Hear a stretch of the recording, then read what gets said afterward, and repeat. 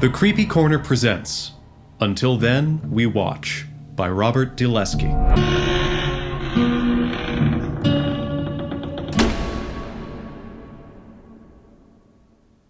Every time a kid vanishes in Coldwell, another stone gargoyle appears. Jimmy makes the connection the day he sees Connor's mom standing in the open doorway to her home, lips turned down into a frown so deep it seems to be carved into her face. Behind her, Connor's dad braces against the kitchen wall like he's the only thing holding it up. But what's left standing is an illusion, the ghostly afterimage of something that's already fallen. Connor has been missing for 3 days. He's 14, same age as Jimmy. Kids like him don't just disappear leaving behind a tidy room, the bed made, PJs tucked under the pillow. None of his clothes are gone either. His mom knows. She checked every drawer, every inch of closet space, and she's picked and bought and washed and folded everything he's worn since he was born. It's all there, hanging in the closet or folded in the dresser. Everything's there, just like it's supposed to be. Except Connor. Jimmy thought he might have something to say, some word of hope or comfort. Now he just wants to sink into the ground. Seeing adults like this, so helpless, so hopeless, scares him. So does the look Connor's mom gives him, like she either wants to hug him for reminding her of her son, or tear him to bits for the crime of not being her son. Jimmy sways on the front porch, thinks about running, but then Connor's mom tightens her lips, shakes her head, and shuts the door. When the bolt clicks into place, it sounds like exile. The sky spits rain as he starts for home, the damp heightening the sour, rotten egg smell that bubbles up from the earth. It's always there, the Coldwell stink, a reminder of the town's lifeblood that dried up decades ago. He feels watched, so he looks around, looks up, hand shielding his eyes against the rain. An elongated goat-like head thrusts from the northeast corner of the fire hall roof, water dribbling from its snout in a steady stream that crackles when it hits the pavement 40 feet below. The gray stone face looks freshly carved, the chiseled contours of the reptilian eyes crisp, and the ashen shade of the rock is a perfect match for the limestone roofline. It looks like it belongs there. But it doesn't. He's walked past this building 1,000,000 times, and he'd bet you all the money in the world he's never seen that hideous thing up there before.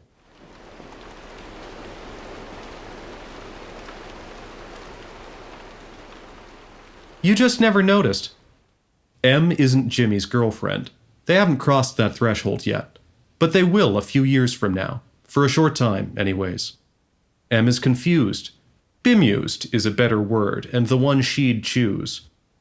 Jimmy isn't given to flights of fantasy. Oh, he's smart enough, just not very imaginative. A plotter who needs to hear things 2 or 3 times before they stick. M can run circles around him when it comes to imagination. She knows that. She's the one with her nose always stuck in a book. That's how she knows what apophenia is, the tendency to see patterns where none exist. It's just a coincidence you're noticing it now. They're all over town. On the church, on City Hall, the library, the bridge. Even some of the old houses have them. It's nothing new. Why are there so many? M wants to get back to studying. That's why they're hunched over algebraic equations in her living room, instead of outside riding their bikes, enjoying the spring weather. Who knows? There used to be a lot of money in this town way back when. Rich people like weird things. She's right about the money. Coldwell is lousy with mansions, slowly sinking into disrepair. Decaying harbingers of a bright and prosperous future that never materialized. The ostentation is ridiculous for a worn-out town of 900 souls in the middle of nowhere. As for what rich people like, Jimmy has no idea. He lives with his mom and they aren't rich. Nobody in Coldwell is, anymore. The folks who had money left long ago, and those who save up or inherit a little bit extra move out as soon as they can. Families are small in Coldwell, 1 or 2 kids at most, and so the population dwindles as folks pass on with nobody coming in to replace them. One day, there will be more empty mansions than people. One day, there will be no one left here at all. Right now, Jimmy's not thinking about empty houses, but what's on the houses. He's been counting them. Block by block, staring up until his neck feels as stiff and brittle as a dry twig. He started at the old Van Til's mansion. The place is smack dab in the middle of town, and it's covered with gargoyles, stone monsters nesting at the juncture of every right angle. And there are a lot of right angles because it's a big, old, weird house. No, not a house, not even a mansion, practically a castle, surrounded by a high wall, with square turrets and towers instead of round ones, placed willy-nilly like the builders made it up as they went along instead of working according to any kind of plan. From there he worked his way east, up and down the streets between the quarry and the lake, all the way out to the rail spur at the edge of town. Then back to Van Til's, and west out to the river, up and down, marking X's on a little pad of paper, a cross for every gargoyle. Boring, methodical work, but that's what he's good at. 246 grotesque stone monsters, no two the same. He wants to tell Em what he's been up to, but he's afraid she'll laugh, so he chooses his words carefully. Don't you think it's strange there's only one on the fire hall? Like, not one on each corner? Oh, Jimmy, who cares? It comes out harsher than she meant. Jimmy grumbles. Now he's sulking, and Em would rather he didn't. If you want to be sure, check the library. It was a big deal when they built the new station. I bet you can find pictures in some old newspapers. That's a good idea. Em is pleased with herself, and Jimmy knows when to let things go. But he counts each second until their study session ends, and he barely waits for the front door to swing shut before he starts running.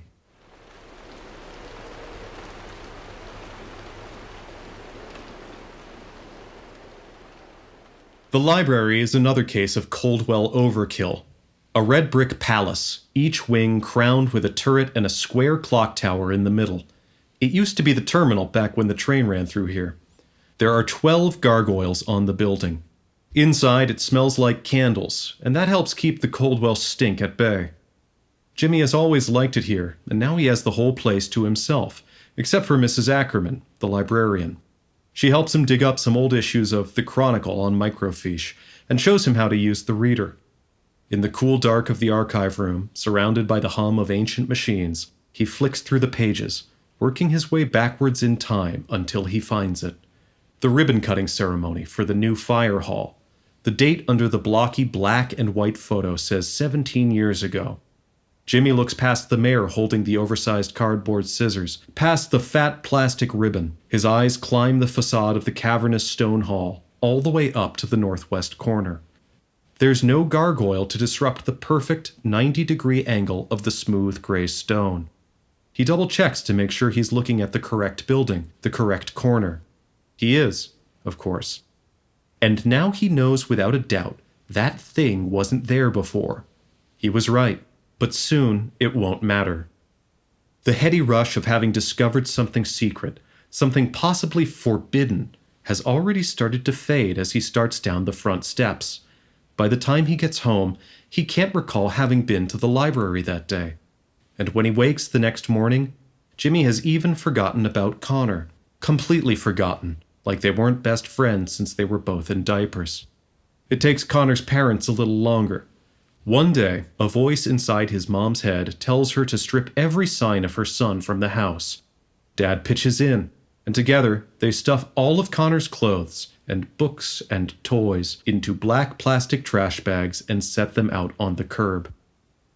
Now there's a spare room at Connor's house, the bed piled high with decorative pillows, a doily on the nightstand, and framed pictures of ducks cut from a calendar hung on the wall. A guest room, but there are never any guests, and the door stays shut most of the time. The Coldwell stink is strongest there. By week's end, the erasure is complete. Connor's name is gone from the school's roster, his picture vanished from the yearbook, from Little League team photos and dozens of birthday party snapshots, his name deleted from the records at the hospital where he was born, stricken from the memories of everyone who knew or taught or loved him. He's not just gone, he never was, and if Jimmy checked the Chronicle again, he'd see that stone gargoyle has always been sitting on the northwest corner of the new fire hall. But Jimmy is still Jimmy. That's the one thing that doesn't change. He's still stubborn and suspicious, though he's not quite sure about what. There's just something a little different about him. Maybe it's because his dad dropped him on his head when he was a baby, as his mom likes to joke. Or is she even joking? Maybe. Or maybe it's because there's a room in his house where the door's always shut. A room that never gets cleaned because it never seems to need it. A room Jimmy always forgets is there until he accidentally opens the door, and for a brief, flickering moment, knows things used to be different. But the air is chill even in the summer, and it smells bad, so Jimmy never lingers, and he forgets about the room the moment he shuts the door.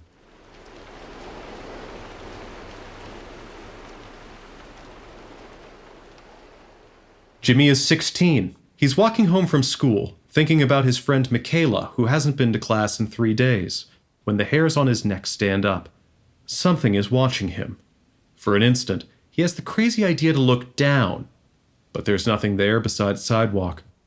So, he looks up, and his eyes light on the goblin leering from the cornice of the boxy yellow brick estate at the corner of Centennial Park. And while there's something disconcertingly familiar about those eyes, he's sure he's never seen that face before. You just never noticed. It's the same conversation with M, but neither remembers. Jimmy being Jimmy, he's already gone and walked block by block with his neck craned up towards the cloud-darkened October sky until it's so stiff it feels like it might snap when he finally looks down. This time, he counts 249 faces. That number sounds high, but he's not sure why. How many gargoyles are there supposed to be in a small town? By the next day, Michaela's memory is fading like she's been gone 10 years, not 4 days. But Jimmy still thinks about gargoyles. The compulsion is strong enough he stops off at the library on the way home from school. And with Mrs. Ackerman's help, he soon has a stack of books about medieval lore and Romanesque architecture. The pictures furnish him with a bestiary of stone monsters. Their features a confused, disturbing mix of human and animal. These belong on castles and cathedrals, not dwellings in a forgotten Midwestern town. Superstitious builders put faces on their keeps and churches to watch and ward against evil, the books tell him. Dead stone eyes to protect against the power of the evil eye. Apotropaic magic is what one of the books calls it. Jimmy moving his lips as he sounds out the letters. But what malevolent glare do the gargoyles in Coldwell ward against? There's something here, he's sure of it, but he can't quite grasp what it is. It's like trying to hold a shape made of water, and by the time he gets home for dinner, it's slipped through his fingers and vanished.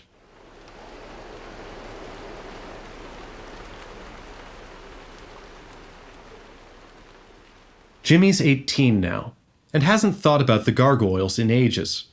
Since he wasn't friends with any of the kids who disappeared in the past few years, he doesn't notice any of the new stone faces. And they're not really new, are they? Dig up an old photo of St. Andrew's Manse, and that ugly little dragon has always perched below the eaves on the southeast corner. That tusked ogre has always squatted atop the steeple at Lambert Hall. There have always been 2 gargoyles keeping watch from the front of the fire hall. They've been written into the town's past the same way the missing children have been written out. Then M disappears. Shoes by the door, house keys nestled next to a purple scrunchie on her dresser, the bed made and unslept on. Gone. This one hits Jimmy hard. It carries the weight of all the other disappearances, the missing family and friends and classmates he can't remember, but who somehow left empty spaces inside him that have never been filled. And with M, it's much, much worse. When her mom calls, the Coldwell stink rises up like a living thing. Is it the choking, sulphurous reek that causes him to gag, or the anguish swelling up inside? She must have stayed over with a friend, Mrs. Lamb. She'll be home soon, I'm sure. Inside, he screams. It doesn't take long for the phone to ring again. This time it's Chief Williams. He wants to have a word with Jimmy.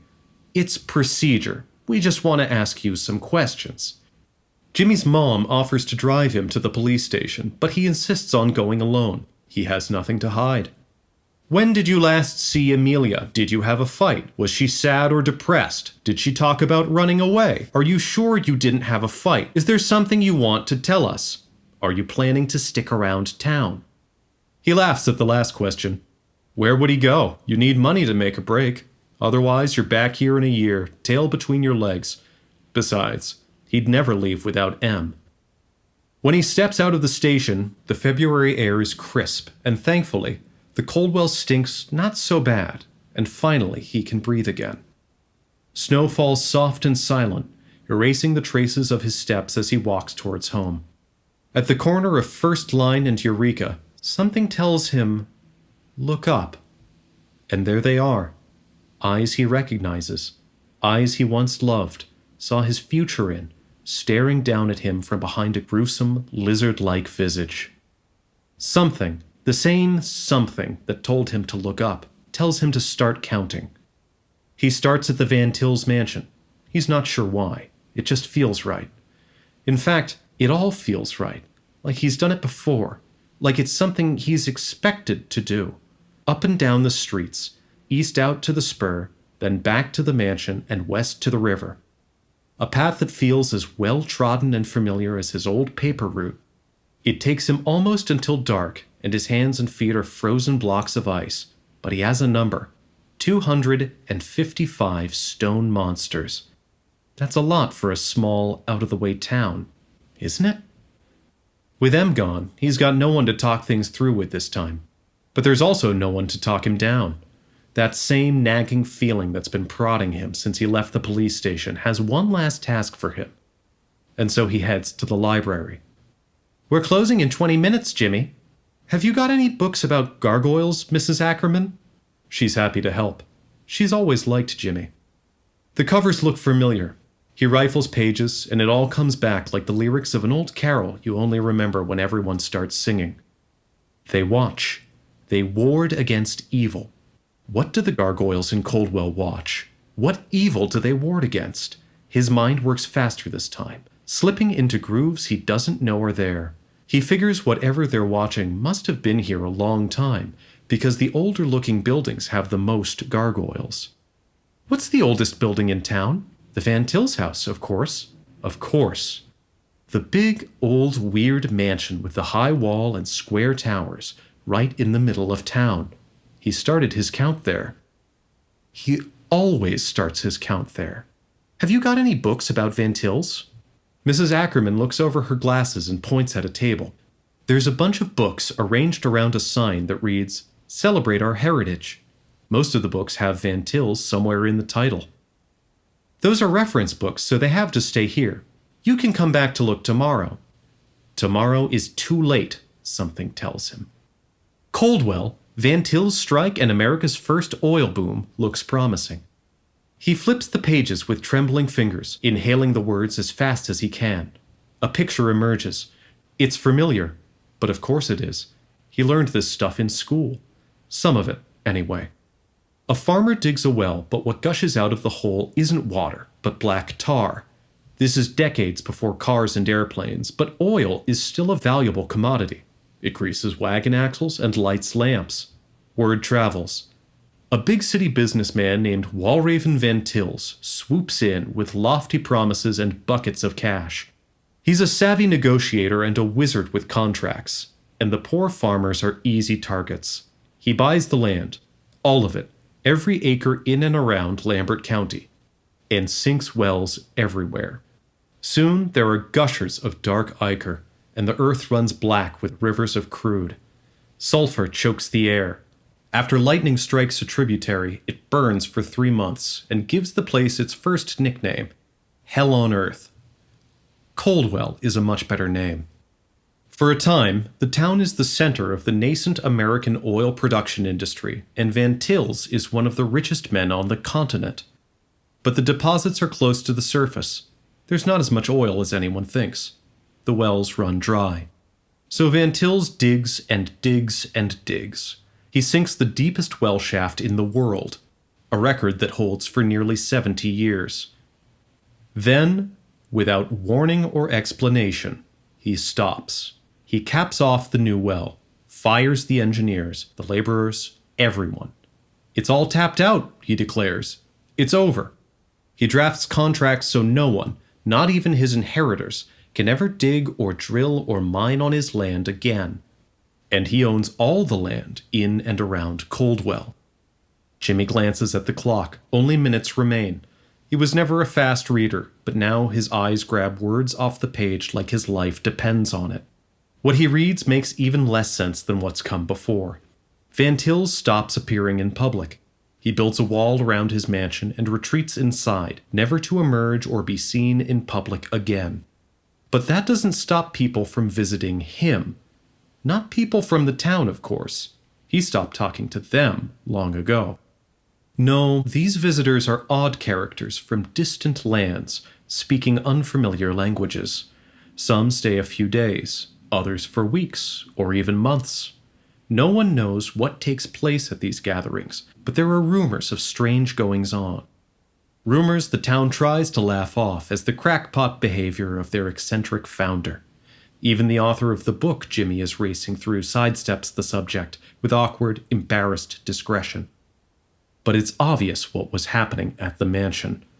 Magic. Old Van Til's was dabbling in magic. "Sorry, Jimmy, I've got to close up," says Mrs. Ackerman.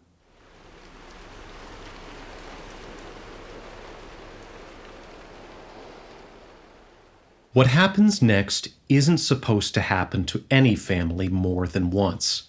One child per household seemed like a fair trade to keep the town safe, a suitable balance of duty and mercy. At least it did to old Van Til's, who didn't ask anyone to do what he wasn't willing to do himself. In some ways it was worse for him, because he remained immune to his own spell. He never forgot the daughter he sacrificed, even after the first gargoyle appeared. Since it already happened to Jimmy's family once, his older sister Grace vanished when he was 11. His house should have been safe. But Jimmy's been getting uncomfortably close to figuring things out, and something needs to be done.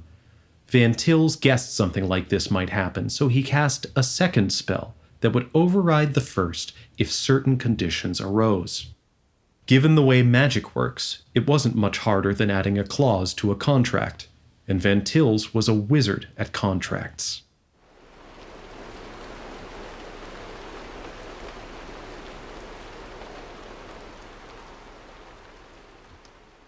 Jimmy wakes from a dead sleep, his throat raw and sore like he's got the worst case of strep.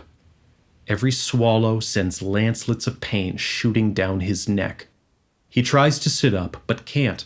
He can't move at all. The fire radiates up his neck and into his sinuses, his eyes, and down through his gut and intestines. It hurts more than anything he's ever felt or ever will feel.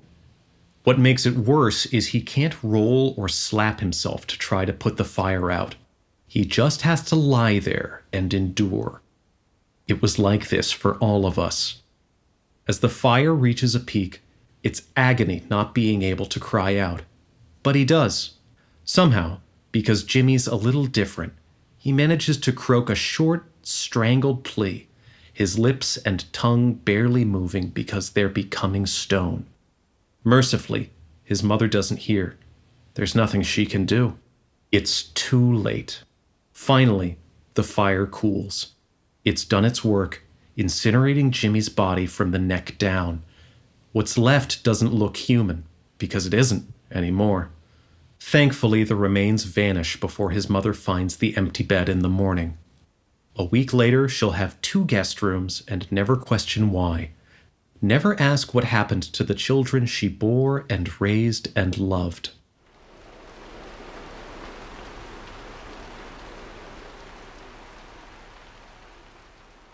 Jimmy can't move, can't even close his eyes, which look down toward the earth, into the earth, down to the depth of the deepest well Van Til's ever dug.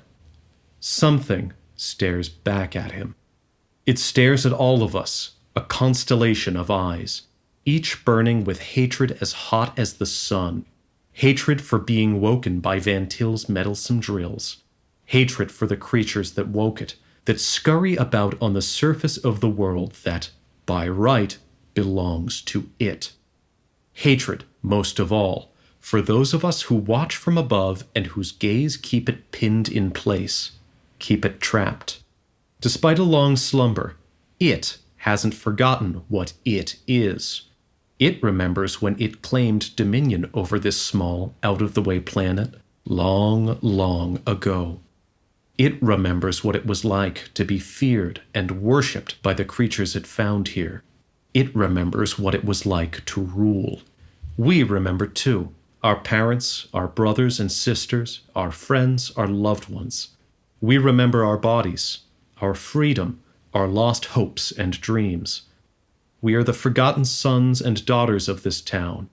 Our lives sacrificed to rectify the mistakes of the past, our futures traded to pay the price of one man's greed. The thing stirs, and a newly formed slit peels back, revealing a red orb that glows like the nucleus of a star. Soon, there will be another stone watcher.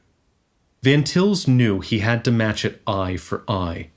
But Coldwell is dying. One day, there will be no more children left to take. One day, there will be more eyes below than above.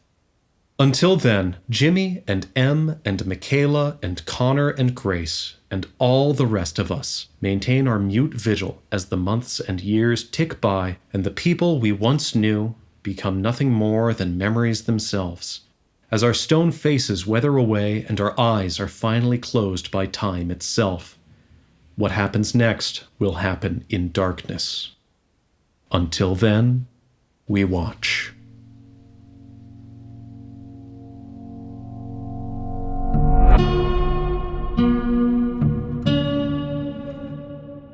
Until Then, We Watch was written by Robert DeLeskie and narrated by Rob Knoll. The Creepy Corner is part of the Corner Theater podcast network from Straight to the Point Productions. It is creative directed by Annie McGrath and executive produced by Annie McGrath and Marisa Cooksey. Episodes are mixed and edited by Matt Keim. New Chilling Tales will be released every Tuesday and Friday throughout October. In the meantime, stay creepy.